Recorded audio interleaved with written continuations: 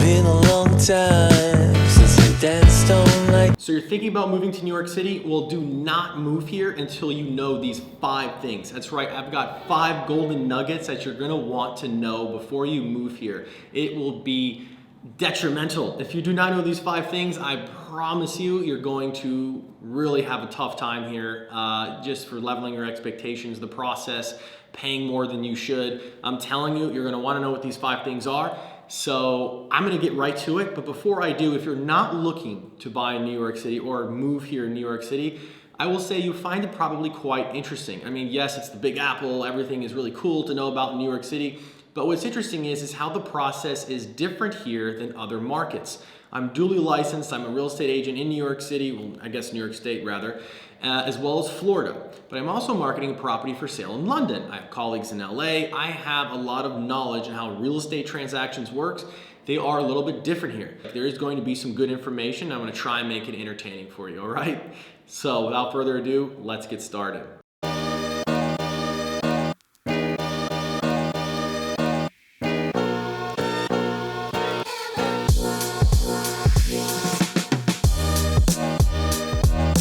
Hey, if this is your first time to my channel and you want to see inside some amazing properties, or perhaps you're looking for unique insights on the neighborhoods here and what it's like living here, well, you're going to want to subscribe and click the bell for notifications. That way you can be the first one to know when I drop a video. The neighborhood tours, I give you pros, I give you cons, I take you through the restaurants, I will drop you recommendations in the description, and that way you're going to help better determine if it's a right fit for you, either if you're looking to move here or perhaps even vacation. The property tours are very fun. I take you from like a $500,000 studio to a $20 million townhouse. I'm gonna show it all to you. And then I also do my lifestyle vlogs every once in a while. That's things around New York City to traveling all the way to London, Toronto, you name it. So every now and then I'll include some vlogs about myself. And I do listen to my subscribers. So if you do comment, I try to respond to as many as I can. And if there's a lot of votes for me to film a certain subject, I will absolutely do my best to film it, especially if I can get access. More than likely I will. So again, my name is Michael Holt. If you don't already know me and follow me on my channel, I'm a real estate agent right here in New York City with Compass. If you're looking to move, I hear people from I hear from people like you all the time. Whether if it's on my YouTube, websites, I mean, you name it. And I will encourage you, regardless if your time frame is 9 or 90 days, even 9 months from now, I would love to hear from you. So I will put my information in the description below so you can reach out to me and we can even Zoom, whatever it is that you're comfortable with. And I'll give you a lot of free information so that way you can better determine when you want to move and if you want to move here, and you have a lot more confidence. All right, so before we get into it, I'm going to give you a bonus. I'm not going to give you a bonus in the very beginning, all right? Usually I save it to the very end, but I feel like it's warranted. Now, before I tell you these 5 things, you're really going to want to know your criteria. And when I say your criteria, you're like, come on, Michael, I know what I want to buy. I want a 1-bedroom. I have $1 million. I want to purchase this. No, it's not just that simple. You know, I encourage you to think of it this way. First, you want to think about your must-haves, okay? What are these things that you absolutely must have, cannot live without? You just gotta have it, okay? And then the second thing I want you to think about when it comes to your criteria is, what is your deal breakers? What are your deal breakers? You know, what is something that's just like, it's not just a what's have, but it's like what, you know, shouldn't have, right? So I'll give you some examples. Must have a doorman. I've got to have a doorman in my building or I'm not going to live there. That's a must have. Like, there are no exceptions.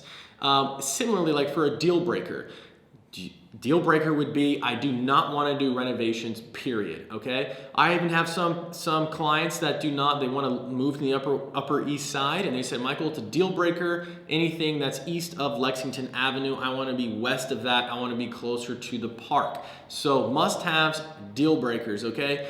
And then the third thing I want you to think about is, what are you flexible with? And so I guess another way to frame that is what are your bonuses, okay? So you have like your must-haves, your deal breakers. What's a bonus? So if you told me like, Michael, it's a bonus if I have my own balcony, but it's not a must-have, it's not a deal breaker if I don't have it, but it would be a huge, huge, huge bonus, okay? So that in conjunction with your criteria, just like, oh, hey, look, I have $1 million, I want to buy 1 bedroom, I want this neighborhood. And a neighborhood, by the way, can be a must-have. Like again, like I said about a very technical thing about being east or west of Lexington Ave, I have some clients that are flexible with neighborhoods, and some of them are like really specific on which neighborhood they want to live in. So again, must-haves, your deal breakers, and then also what are your bonuses, okay? So those are the real three things that I want to highlight there. And that way, when you're working with a great real estate agent,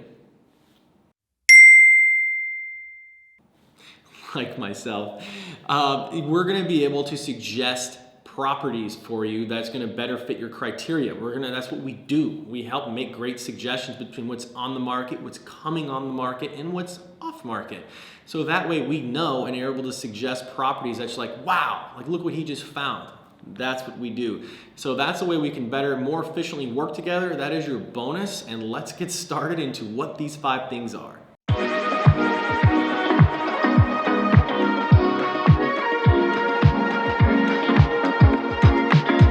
Okay, so the first thing that you're gonna wanna know, you're gonna wanna know what your closing costs are gonna look like, because they can absolutely range here in New York City depending on what you're gonna buy and how much you're gonna ultimately pay for it. So I'm gonna show you a couple things. First of all, I'm gonna talk about the mansion tax. Okay, the mansion tax, as you can see, it starts at 1% per $1 million in sales, okay? Well, I guess a better way to frame it is at $1 million, your tax is 1%. Now, as you can see in this chart, it does increase. It goes almost all the way to a mere 4% for those purchases that are at $25 million. Now, this is regardless of what type of a thing you're gonna buy. So this is regardless of if you're buying a co-op, a condo, a townhouse. Like, this is a tax that everybody has to pay. But if you're not spending $1 million or more, you avoid this tax completely. So first of all, that is one thing in your closing costs that you're gonna wanna know. And it's just, or at least just anticipate. If your budget's $1 million or more, you're gonna have to incur this tax. But also, if you're looking for new construction, all right, new construction, a brand new building, you're going to pay transfer taxes that are about 2% of the purchase price. It's right underneath it, but let's just call it 2% of the purchase price for transfer taxes. Now again, this is only for new development buildings. It's just customary here that if you're purchasing a new development building, you are going to inherit this 2% tax that a seller pays in a normal resale transaction. So if you went, for example, and you bought a place from a regular homeowner, the homeowner would be paying the 2%. But since you're buying a new development building, that developer says you gotta pay the 2%. It's just the way that it goes. Again, of course, if you're working with a great real estate agent, we're gonna negotiate these closing costs. But you're gonna wanna know this going in, because how can you possibly know how to negotiate very well when, you gotta weigh in the comps, you gotta weigh in the prices for things, especially new construction, it can be difficult, but it all starts with the closing costs. 2% of the purchase price is a big number. Big number. So another item in the closing cost, that's a big one that I want to highlight. Don't worry though, I'm not going to go down the whole line, honestly. By the way, I work with a very, very amazing title team that will give you a whole itemization of your closing costs and what they're going to look like. But I'm just going to give you an estimate now so you have an idea. And again, it's about 3% of the purchase price, but as I said earlier, depends if you're buying new construction, depends if you're buying over $1 million and how much more. Because again, you buy something that's below $1 million, you don't have to pay any mansion tax. You save on that 1%, which is huge. I mean, think about it. If you're buying a place that has no mansion tax and you don't have to pay transfer taxes, you're saving 3% right there. Huge. I mean, it's just your closing costs have nearly vanished. And the other big one is New York. This is ridiculous, but they do it. They charge you for the luxury of having a mortgage. So if you want a mortgage and most people are financing, you have to pay a tax on that amount, okay? Not the purchase price, but you're paying about 2%, it's about, okay, on the mortgage amount. That is only for condos and townhouses, okay? So those are your single family homes, right? Those are your condos, they are not co-ops. That is a huge advantage of a co-op. Is that you do not have to pay that mortgage tax. So those are the big ones. Again, it can be 3% on average, but if you're purchasing a co-op below $1 million, I mean, your closing costs are going to be absolutely minimal, but you just want to keep these things in mind. If you're curious to where you stand in the closing costs and you want to shoot me an email and you're like, hey Michael, can you have your title guy run me an itemization report? Or hey, how does this work? How does this fit in? I'm looking to buy a co-op above $1 million. I could do it for you for free. Don't worry about it. It's more of a technical thing. I like my clients to focus more on, the fun side of things and just finding stuff that they love and looking at the suggestions that I give them. Let us do the nitty-gritty and dirty work. But those are some of the closing costs. I guess those are some of the expectations that you can have when it comes to closing costs. Definitely something that you're going to want to know and figure out.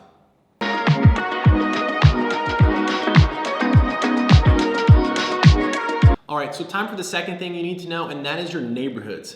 That's right, you need to know your neighborhoods. Now, depending on your criteria, you might have a lot of flexibility in your neighborhoods, sure, or you're trying to make things match in your budget. It might not be as important. It might be very important. Here's the thing though. Depending on what you're looking for, I mean, it's a huge difference on the impact and where you live. I mean, the first rule in real estate, right, is location, location, location. So it's a big thing. Now, I will tell you that yes, your building is pretty much like a subdivision in the air, if you will. Like in normal suburb communities, you got your subdivisions all spread out. But yeah, when you're in a condo or a co-op, it's like built up in the sky. So there is a sense of community in your buildings, absolutely. But your neighborhood really impacts your experience. For example, Hell's Kitchen. I actually live in Hell's Kitchen. Now, the thing is, it is in the heart of Manhattan. It's on a little bit west, but it's like, it includes, technically, it's like right in the Times Square theater district. It goes really west up to 59th. I mean, I will put like a little bit a map here. I did a video on Hell's Kitchen, so if you want to know a little bit more about that, click one of those links wherever it is, like up there somewhere. But no, my point is this. Here's the thing about Hell's Kitchen. It has a lot of people walking around everywhere. There's a lot of lights. There's a lot of noise, all right? Now, I just so happen to find a quiet street. I'm pretty good at what I do for a living, and I find awesome, unique apartments. I actually like living there. But here's the thing. If you come to New York and you love the theater, right, you might want a second or third home. Like, boom, Hell's Kitchen could be perfect for you. But if you're like, hey, Michael, like, whoa, I need to be out of the craziness of Midtown. I need something very quiet. I want to hear the birds chirping on the weekend. I don't want to hear sirens or people, or I just don't want all this commotion. I want to be able to walk to Central Park. Well, then Hell's Kitchen is not going to be for you. You're probably going to want to go to the Upper East Side, Upper West Side. And honestly, perhaps you want to know the differences between the Upper East and Upper West Side alone from those two things. So there is a lot of knowledge to be had about which neighborhood you want to live in. And I will tell you that I have neighborhood guides on my website. I will drop a link in the description to check out the different guides of those neighborhoods.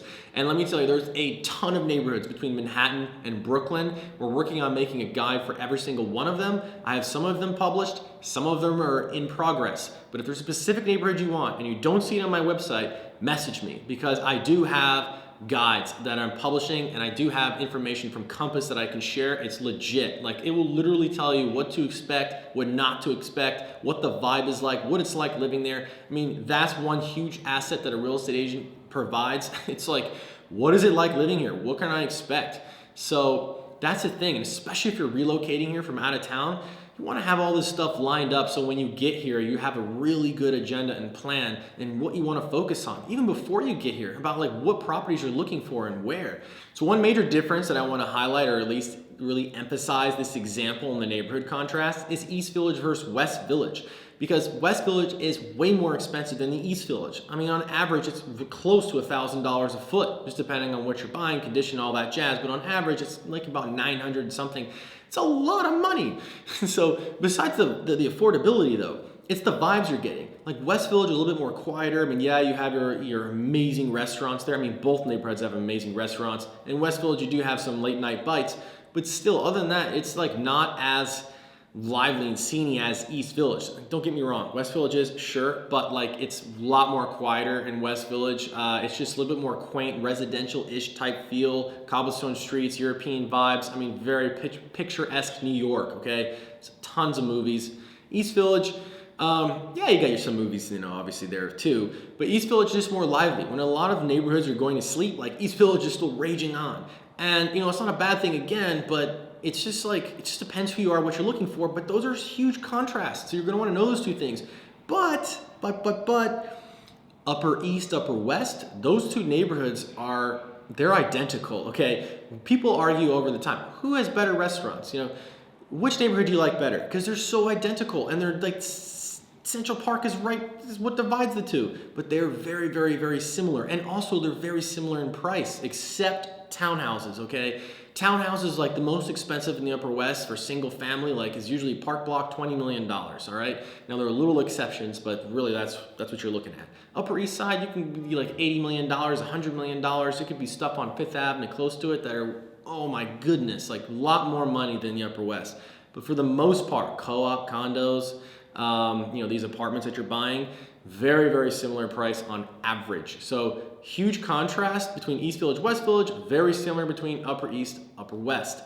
So again, know your neighborhood. That's the second thing you need to know. So time for the third thing that you need to know. That is, what's the timeline look like? How long does it take to close something in New York? And how does that relate to your expectations on when you need to move by? Well, here's the thing, it depends. On average though, it'll take 45 to 60 days, but here's the thing, it depends, first off, what you're buying, right? And how you're buying it, secondly. So let's just say if you're using cash and you're buying a townhouse, well, hey, single family home, cash, that's gonna be rather quick. You could probably close in 30 days, but even if you're using cash and you're buying a co-op or condo, it still involves a board process. And so that board is going to have to take the time to review your package after you've assembled it and all that jazz. And so it does take time. Now, that's where the 45 days comes in, right? But if you're financing, it's extra time to go through the bank's underwriting, and it's one more variable and thing to add in the whole process, which is how you get to 60 days. However, here's the thing. If you are buying a place during the holidays, I don't know if you see that Christmas tree right there? It's Christmas time, baby. Happy holidays to all you guys. But here's the thing though, holidays, hey, these board members, they have lives, they have vacations, they have loved ones, they have places to be. Now, I will say that they can do things virtually, but still, they have their own lives and different things going on. And plus, this building could have a number of packages to review. So especially during the holidays when so much is going on between their work lives and closing things up and end of the year quotas to vacations and holidays and all of that mixed in, they gotta review your package. So it can take a lot extra time if you're around the holidays. So yeah, you can definitely expect to even go beyond 60 days. So those are the things that are, the variables that kind of factor in with your timeline.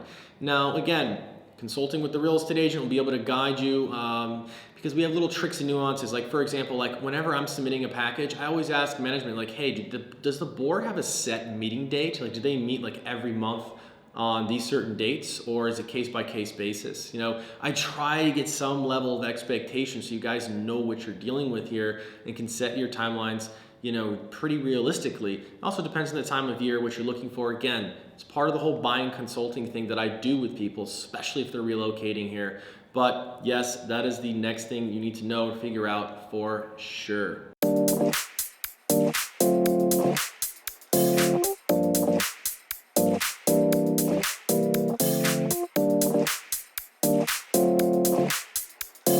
All right, so time for the fourth thing that you need to know, and that's you need to know your building. And what I mean by that is a couple things really. First of all, what is the building type, all right?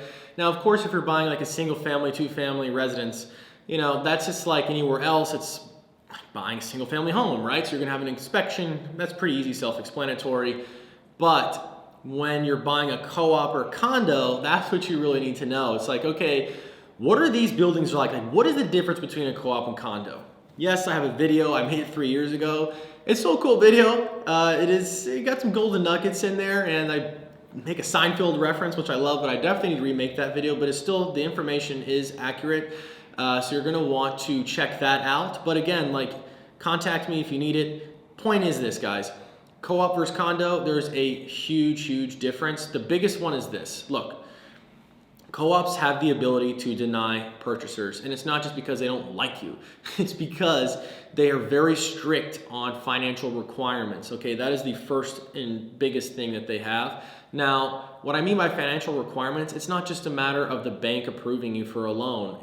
There's some buildings, especially on Fifth Ave, like my goodness gracious, they will say that, listen, you're buying this apartment for $1 million, you need to have at least $1 million in cash in your bank account after closing. Like, it varies per building. What they call that is they call that post-closing liquidity. How much liquidity they want you to have after closing. Now, I'm not going to get too technical in all these nuances about what they look for. That's why you can lean on your real estate agent for you. But like, you really need to know the difference, because you might find that a co-op is just like, oh my gosh, these requirements are kind of egregious. Now, some of them, each building is different. There's certain rules that they have between not post-closing, but your debt to income ratio that they want to see. There's certain standards, like all of them want your debt to income ratio below 30%. It's got to be 29 or better. But some of them are like, it must be 25. And for those of you that don't know what debt to income ratio is, I can help explain it to you in person, go over your numbers, but it's really just your total debt divided by your income, debt to income ratio. That's going to give you a number, and it's got to be below 30%, or you're not going to be able to buy in a co-op. You're not. You're going to get turned down, unfortunately. That said, though, since there's limitations in co-ops, the other thing is investors. Like, usually co-ops, you can't buy and rent them out right away. You have to usually wait 2 years. And even at that, you have limitations in how long you can do it for. So co-ops are not for everyone. And since they're not for everyone, that means there's less demand for co-ops. And when there's less demand for a product, it's cheaper. So that's why you're going to find that co-ops, you get better bang for your buck. However, a lot of co-ops, they're not really building new co-ops these days. They're building condos. So that means most of your co-ops, a lot of them happened around, they were older buildings that were converted around the 80s into these types of building structures. Before, there were like rentals, other types of building structures that you didn't actually own. So that being said, the architecture, the character in the apartment is very different than new builds. You're going to find these, what we call pre-war, it's like pre-World War II type features. You're going to find things with a little bit more character, like beam ceilings and fireplaces, things like that, like with older mantles, and just things with like more character. Maybe you have some awkward floor plans as well. A lot of these new builds are built very, very efficiently. Developers are big on return on cost, but when they're going for sales and they're selling condos, yeah, they're not going to hold back. I mean, rental product, different story. But my point is this, guys, there's a lot of differences between co-op and condos, between how the apartment looks, between the requirements to be able to buy there, between how much it costs to buy those specific apartments, because again, condos are going to be more expensive, right?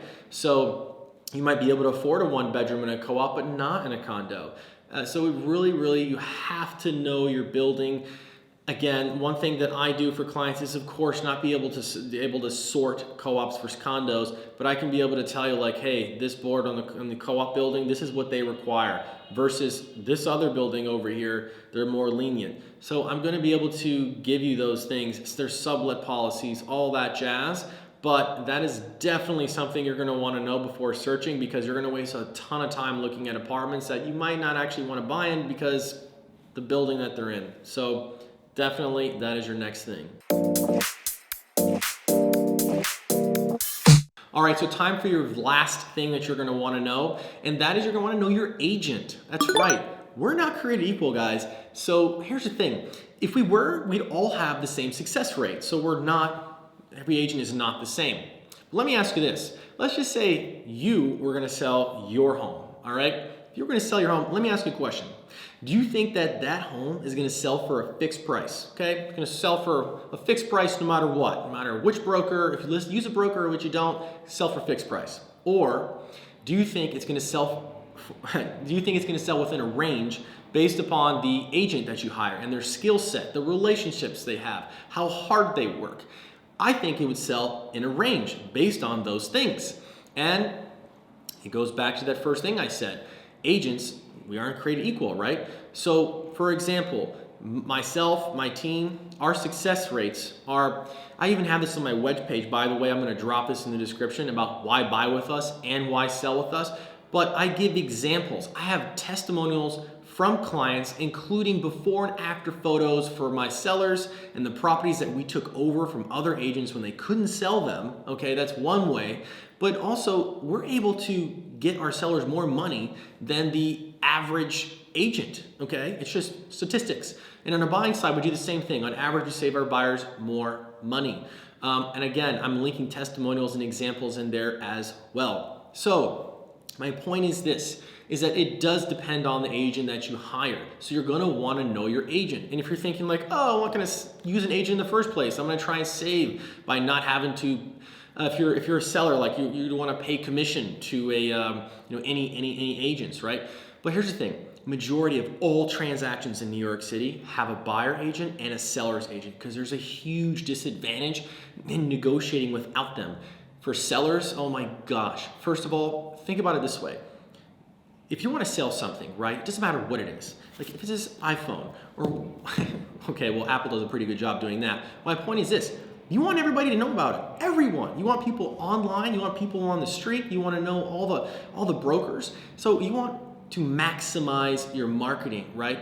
Online traffic, physical traffic, because traffic generally, but not always, turns into offers. Good real estate agents can turn that traffic into offers. But here's the thing, we can't do anything magical, right? We can't just say, oh, I'm Michael Holt, you should buy this property. Like, no, like when I'm representing sellers, like I'm highlighting the best things about that residence. Okay, we're gonna help, we're gonna provide, we have a team of stagers, we have excellent vendors to make this property just is gonna shine in its very, very best light. We're gonna point out its best selling features, but we're not tricking anybody here.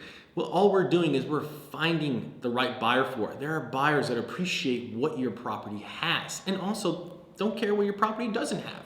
Some people do. So the really good job for an agent to do a really good job, they need to identify these things. They need to be able to strategically identify who these buyers are for your properties. Now, that can come also from knowing other buying agents in the community. I know a lot of agents, very reputable, that have a lot of buyers consistently, just like myself. But I don't always have the buyer for my seller's property. Sometimes it comes from other agents. These things are detrimental when you're a seller's agent. And when you're a buyer, oh my goodness. Like, first of all, both buyers and sellers, I'm telling you, you want smooth processes. That's a given.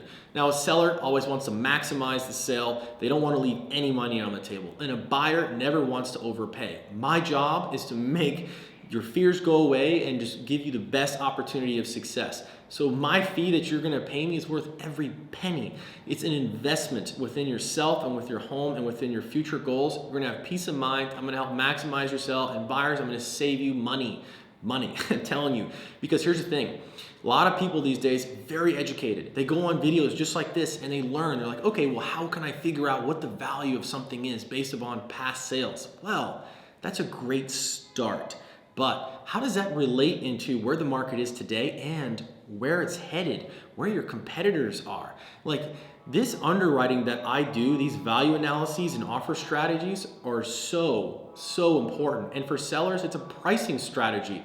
It is a big thing to know that how I'm going to either pay less for a property or I'm going to, if I'm a seller, try to really maximize the sale, right? But here's the thing though, a lot of people might say, well, the average discount in the market is 3% right now. Well, that's if it's priced right. If I'm representing a buyer and it's priced very aggressively, like very low, well, discount's gonna be minimal. But if it's priced way too high and you got even a 4% discount and it's 10% priced over the market, you actually paid way more. So you need to be able to know these things.